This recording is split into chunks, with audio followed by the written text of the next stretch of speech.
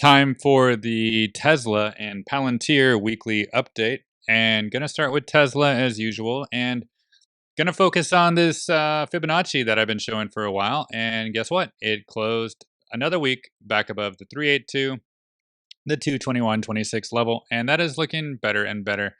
And that is again from the previous all-time high down to the low. So this is a great development for price to continue up towards the 250s and the 260s above. And if I put on the Ichimoku here and the SMAs, I'm going to show you some things that are very positive.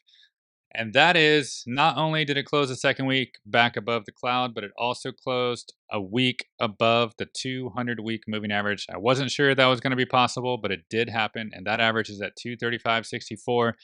So that is going to be the focus on next week, to continue closing weekly candles back above it. Sure, during the week, it can wick below and go back to certain levels. That's okay.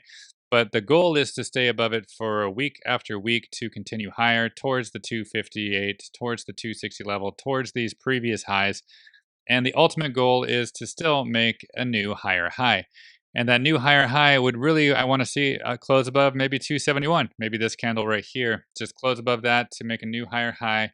And then that would officially make things a lot more bullish for a continuation to the 295s, 300s, and above. But one step at a time, and it did do that first step. It closed above the 200 week, and that's a very good thing. So who cares that there was some momentum lost today? Because what the goal was to get above all resistance, and sure enough, it did that. So that is a fantastic development. And next, I'm going to show you the linear scale Gann right here. And I have an arrow pointed there because it also closed above my level. So I'm looking for that level to actually hold as a support too. So possibly during next week, it could come back down to maybe 231, like it could wick through, right? But I still want it to close above that 200-week moving average at 235, right? But it could even wick down back to the 231s, 230 level to confirm it as a support zone, right? So that would be okay for me. But just, I want to see it build a base to go higher and higher towards the top of the arc up here in the 270s, and then eventually flip that arc to a support to go much higher into the 300s and 400s above. But again, another great first step for this linear Gann chart, and I think it's heading in the right direction. And as long as price stays above this now, I'm pretty sure it can build that base to explode higher and higher.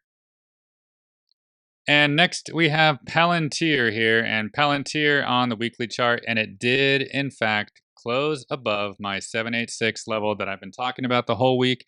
And it did today, just like in the last hours, right? It finally shot back above. So that is looking fantastic for a possible continuation up towards the 886 at 40.55. So that's what I'm really looking at. And if it can maintain this 36.64 basically for the whole week, then that could be the target, right?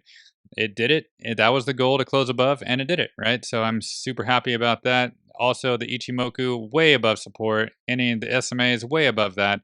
You can just see that this is really good. We can pull up the Bollinger Band just to see what's really happening. And yeah, it keeps on making the Bollinger Bands expand as well too, right? You can see that it keeps on closing weekly candles on the top side of the Bollinger Band, which is causing both of the bottom and the top to expand.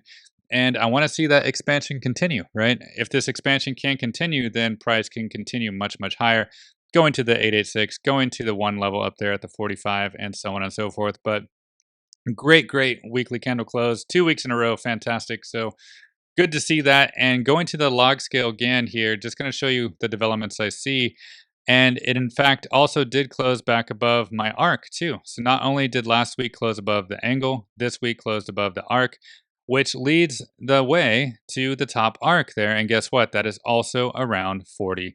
So the same kind of level, which I think could be the target. And also now down here, the 35.88, maybe 35.75, that zone could be your new support zone right there. And maybe next week it can go lower, but as long as it stays above my angle, as long as it stays above my arc, I can see price just building up, going to that $40 level, going to the $41 level, maybe even wick above. But I'm pretty sure when it gets to that 886 and when it gets to this $40 level, maybe 40.80 or so, I could see price slowing down a lot. And then at that point, probably could consolidate. So that's the plan, right? Just hold that 786 as a support, hold this angle as a support, and just continue to build higher and higher until it gets to this top part of resistance.